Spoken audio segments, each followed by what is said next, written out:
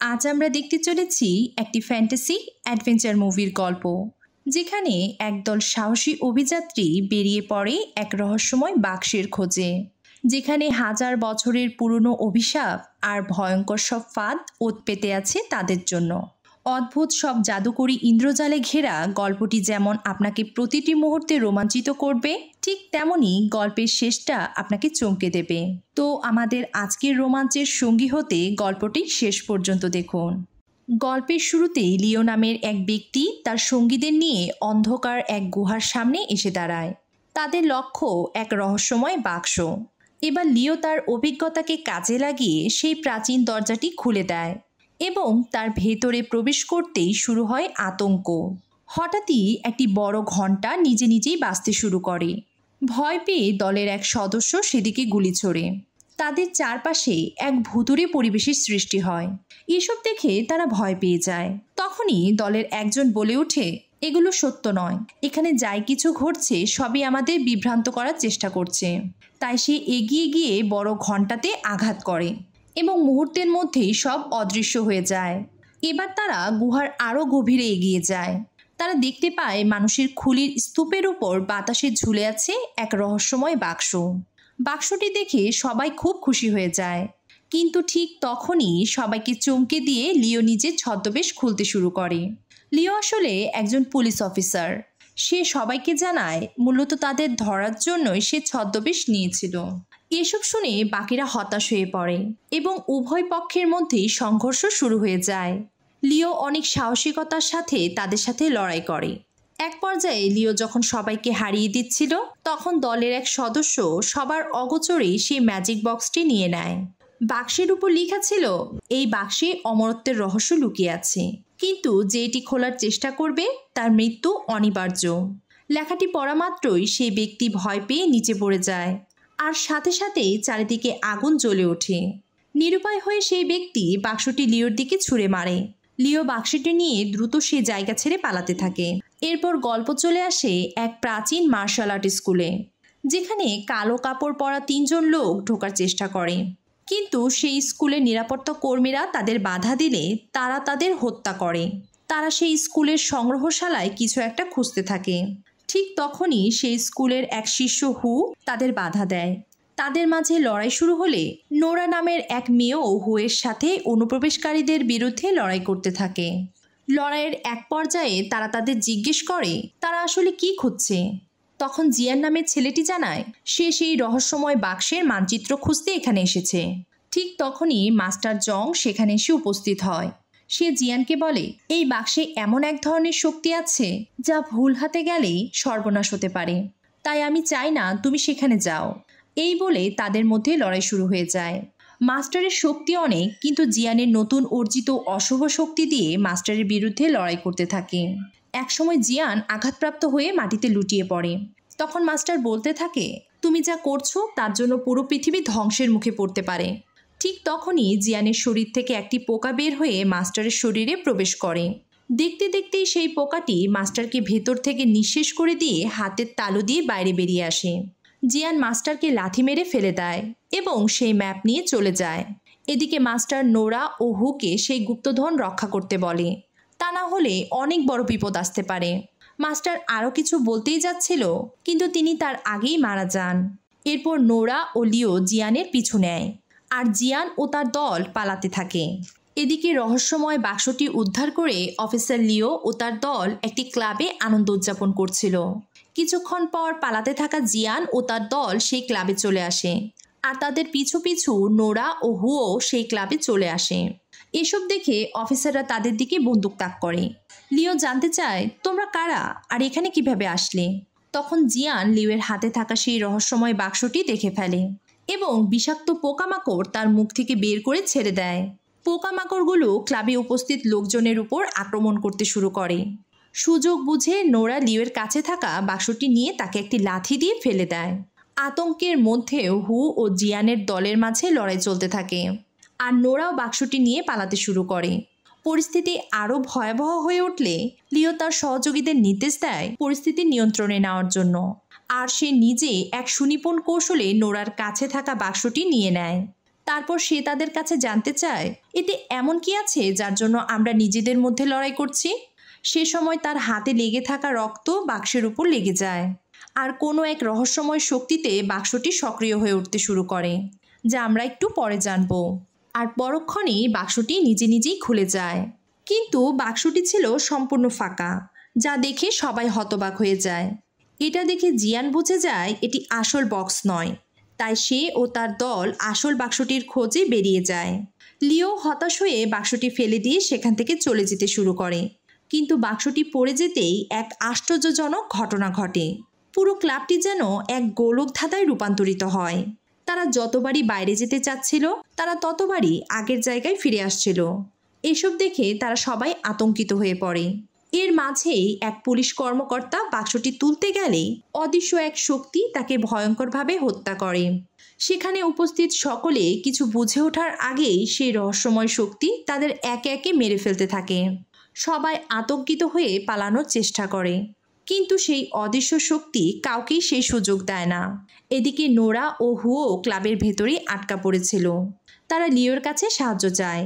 Nora লিওকে বলে এই গোলক ধাঁধা থেকে বেরোনোর একমাত্র উপায় হলো সেই রহস্যময় বাক্সটি আবারও বন্ধ করে দেওয়া। লিও প্রশ্ন করে, কিন্তু বাক্সটি তো খালি।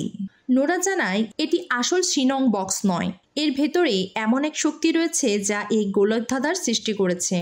বাক্সটি বন্ধ করলেই সবকিছু ঠিক হয়ে যাবে। এর মধ্যেই সেই অশুভ শক্তির বশীভূত হয়ে লিওর ভাই কিছু পুলিশ কর্মকর্তা নিয়ে তাদের উপর হামলা করতে শুরু করে। সে সময় নোরা অদৃশ্য শক্তির মায়া থেকে সবাইকে মুক্ত করার জন্য ঘণ্টা বাজায়, কিন্তু নিজের ভাইয়ের আক্রমণ থেকে বাঁচার জন্য লিও গুলি করতে বাধ্য হয়। এতে তার ভাই মারা যায়। নিজের ভাই ও সহকারীদের হারিয়ে লিও অনেক ভেঙে পড়ে। অবশেষে তারা অনেক চেষ্টার পর সেই রহস্যময় বাক্সটি বন্ধ করতে সক্ষম হয়, কিন্তু অনেক পুলিশ কর্মকর্তা ও নিরীহ মানুষের মৃতদেহ দেখে লিও যখন গভীর শোকে ভেঙে পড়ে, নোরা তাকে বলে যদি তুমি আমাদের সঙ্গে মিলে আসল শেনং বক্সটি খুঁজে বের করতে পারো তাহলে এর শক্তি দিয়ে তাদের আবারও জীবিত করতে পারবে। যদিও বাক্সটির এই অদ্ভুত ক্ষমতার কথা তার বিশ্বাস হয় না, তবুও সে যেতে রাজি হয়। এদিকে আসল বাক্সের খোঁজে থাকা জিয়ান যখন ব্যথায় চিৎকার করতে থাকে, তখন তার সাথে থাকা মেয়েটি বলে নিজের শরীরে এত পোকা কেন রাখো?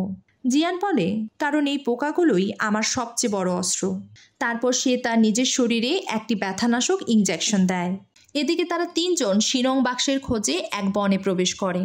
চলতে চলতে নোরা ও লিও ক্লান্ত হয়ে এক জায়গায় বিশ্রামের জন্য বসে পড়ে। অন্যদিকে হু তার অনুসন্ধান চালিয়ে যেতে থাকে। নোরা ও লিও কথা বলতে বলতেই একে অপরের কাছাকাছি আসতে শুরু করে। তখন হঠাৎই হুয়ের চিৎকার শোনা যায়। এক মুখোশ পরা লোক হুকে অপহরণ করে। নোরা ও লিও সেখানে গেলে তারা হুয়ের তলোয়ার পড়ে থাকতে দেখে। তখনই দুইজন মুখোশ পরা ব্যক্তি তাদের উপর আক্রমণ করতে গেলে লিও তাদের উপর গুলি চালাতে শুরু করে। তারাও কৌশলে এদিক ওদিক ছুটতে থাকে, কিন্তু গুলি লেগে একজন আহত হলে লিও তাকে ধরতে সক্ষম হয়। লিও মুখোশ সরিয়ে দেখে লোকটি আসলে একজন বন্য মানুষ। হঠাৎই লোকটি জেগে ওঠে আর তাদের ধাক্কা দিয়ে দূরে ফেলে দেয়। এর মাঝে আরও কিছু বন্য মানুষ সেখানে উপস্থিত হয় আর তাদের বন্দি করে তাদের দলের নেতার কাছে নিয়ে যায়। দলনেতা জানায় এই শিনং বাক্স আমরা প্রজন্মের পর প্রজন্ম ধরে রক্ষা করে আসছি। বাক্সটি এতই শক্তিশালী যে বাইরের পৃথিবীর লোকদের থেকে একে রক্ষা করা প্রয়োজন, কিন্তু তোমরা আমাদের এই ঐতিহ্য লুট করতে এসেছো, তাই তোমাদেরও মরতে হবে। কিন্তু লিও দলনেতাকে জানায় শিনং বাক্সটি তার কাছেই আছে। আর লিওর ব্যাগ খুলে বাক্সটি দেখতেই তারা সবাই অবাক হয়ে যায়, কারণ আসল শিনং বাক্সটি তো জঙ্গলের গভীরে পাহাড়ের গুহার ভিতরে লুকানো আছে। এখন তারা সেই বাক্সটি দেখার জন্য সবাইকে নিয়ে পাহাড়ের সেই রহস্যময় গুহার ভেতরে প্রবেশ করে। সেখানে তারা গুহার দেয়ালে রহস্যময় চিত্র দেখতে পায়। লিও দেয়ালে আঁকা চিত্র দেখে বুঝতে পারে শিনং সম্প্রদায়ের লোকেরা আয়ুর্বেদিক জ্ঞানের খোঁজে এই গুহায় এসেছিল এবং এখানেই তারা তাদের প্রাপ্ত জ্ঞানসমূহ লিপিবদ্ধ করে রেখেছিল। কিছুক্ষণ পর তারা একটি জায়গায় চলে আসে। সেখানে শয়তানের মতো দেখতে একটি বিশাল মূর্তি দাঁড়িয়ে রয়েছে আর তার সামনে শিকলে বাঁধা দুটি বাক্স ঝুলে আছে। ঠিক তখনই জিয়ান ও তার সঙ্গীরা সেই মূর্তির পেছন থেকে আসল শিনং বাক্সটি নিয়ে বাইরে বেরিয়ে আসে। তারা উপজাতির প্রধানকে হত্যা করে। উপজাতিরাও জিয়ানের দলের মেয়েটিকে মেরে ফেলে। এসব দেখে জিয়ানের অপর সঙ্গী উপজাতিদের উপর আক্রমণ করতে শুরু করে। লিও জিয়ান ও তার সঙ্গীদের গুলি করে, কিন্তু গুলি লাগার পরও জিয়ানের কিছুই হয় না। এটা দেখে লিও কিছুটা অবাক হয়ে যায়। তখন জিয়ান জানায়, অনেক আগে এই বনের গভীরে 3টি প্রাচীন ও রহস্যময় সম্প্রদায় ছিল। আমি চিউ সম্প্রদায়ের বংশধর, আর একবার যদি শিনং বক্সে লুকিয়ে থাকা শক্তি পেয়ে যাই তাহলে আমি অমর হয়ে যাব। সে আরও জানায়, তুমি কি ভেবেছ তুমি এখানে নিজে নিজে এসেছো? পুরো পরিকল্পনাটাই আমার সাজানো, কারণ শুধু শিনং সম্প্রদায়ের লোকের রক্তই এই বাক্স খুলতে পারে। আর আমি জানি তুমিও শিনংদের বংশধর। কিন্তু কথা শেষ হতে না হতেই লিও আবারও বাক্সটি তার কাছে নিয়ে নেয় এবং সবাই মিলে পালাতে শুরু করে। কিন্তু জিয়ান তার পোকা দিয়ে আবারও আক্রমণ করতে শুরু করে, আর তারা পালাতে পালাতে গুহার সামনে আসতেই জিয়ান তাদের সামনে চলে আসে। জিয়ান আরও ভয়ঙ্কর হয়ে উঠলে তারা সেই মূর্তির কাছে ফিরে আসে এবং মূর্তির পাদদেশে থাকা একটি গোপন জায়গায় শিনং বাক্সটি ঢুকিয়ে দেয়। আর বাক্সটি প্রতিস্থাপিত হতেই এক অদ্ভুত শক্তি জেগে ওঠে। ঝুলে থাকা বাক্সটি আরও ঝুলে পড়ে। এতে এক অদ্ভুত কম্পন হয়। জিয়ান শিনং বাক্সের কাছে ছুটে আসে, কিন্তু খুলে দেখে সেই বাক্সটিও ফাঁকা। এতে সবাই হতবাক হয়ে যায়। কিন্তু তারা কিছু বুঝে ওঠার আগেই একটি উড়ন্ত পোকা এসে এক উপজাতির হাতে কামড়ে দেয়, আর তার সম্পূর্ণ শরীর বিকৃত হয়ে সে সেখানেই মারা যায়। সাথে সাথেই একই ধরনের অজস্র পোকা বেরিয়ে আসতে শুরু করে। জিয়ান তার শক্তি দিয়ে পোকাগুলো থামানোর চেষ্টা করে, আর হুও তার তলোয়ারের অদ্ভুত শক্তি দিয়ে পোকাদের বিরুদ্ধে লড়াই করতে থাকে। কিন্তু পোকামাকড়ের সংখ্যা এত বেশি যে তারা ক্রমেই দুর্বল হয়ে পড়ে। এই ভয়াবহ পরিস্থিতি থেকে বেরিয়ে আসতে লিও একটি বোমা ফাটায়, কিন্তু এই বিস্ফোরণে পুরো গুহা ধসে পড়তে শুরু করে। নোরা, লিও ও হু কোনো মতে পালিয়ে বাইরে বেরিয়ে আসতে সক্ষম হয়, আর এদিকে জিয়ান পোকাদের নিয়ন্ত্রণ করতে গিয়ে পাথরের নিচে চাপা পড়ে যায়। এবার তাদের পরবর্তী গন্তব্য মরুভূমিতে লুকিয়ে থাকা রহস্যময় এক বালির সাগর। মরুভূমিতে সূর্যের অসহ্য তাপ ও পানির অভাবে তারা ক্লান্ত হয়ে পড়ে, তাই তারা পাথরের খাঁজে বিশ্রাম নেওয়ার জন্য থামে।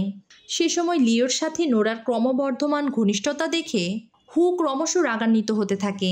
সে নোরাকে অভিযান বন্ধ করে ফিরে যেতে বলে, কিন্তু নোরা ফিরে যেতে রাজি হয় না। এবার হু যখন লিওর বিরুদ্ধে কথা বলে, নোরা রেগে গিয়ে হুকে থাপ্পড় মেরে দেয়। কিছুক্ষণ পর হুয়ের চোখ লাল হয়ে ওঠে, আর তার মনে বিভ্রান্তি তৈরি হতে থাকে। মরুভূমির নিস্তব্ধতায় তার কানে প্রতিধ্বনিত হতে থাকে এক ভয়ঙ্কর কণ্ঠস্বর, তাদের মেরে ফেলো। কণ্ঠস্বরের তাড়নায় হু তার নিয়ন্ত্রণ হারিয়ে তাদের উপর আক্রমণ করতে শুরু করে। লিও ও নোরা নিজেদের রক্ষা করার চেষ্টা করে, কিন্তু হু আরও বেশি আক্রমণাত্মক হয়ে ওঠে। এক পর্যায়ে হু নোরাকে আঘাত করে হত্যা করতে গেলে লিও তাকে গুলি করে মেরে ফেলে। এদিকে আঘাতপ্রাপ্ত নোরা পানির অভাবে আরও নিস্তেজ হয়ে পড়তে শুরু করে, কিন্তু আশেপাশে পানির কোনো অস্তিত্ব না থাকায় লিও নিজের হাত কেটে রক্তের কয়েক ফোঁটা নোরার মুখে ঢেলে দেয়। আর তখনই তাদের সামনে মরুর বালিতে একটি গুপ্ত দরজা ধীরে ধীরে উন্মোচিত হতে শুরু করে। লিও নোরাকে নিয়ে সেই গুহার ভেতরে প্রবেশ করে।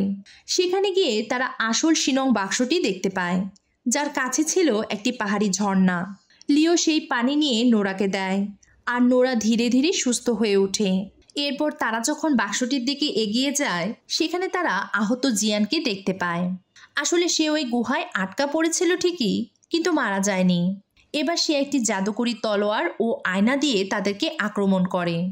লিও তার আঘাত প্রতিহত করার চেষ্টা করতে থাকে, এবং লড়াইয়ের এক পর্যায়ে জিয়ান গুলিবিদ্ধ হয়ে সেখানেই মারা যায়।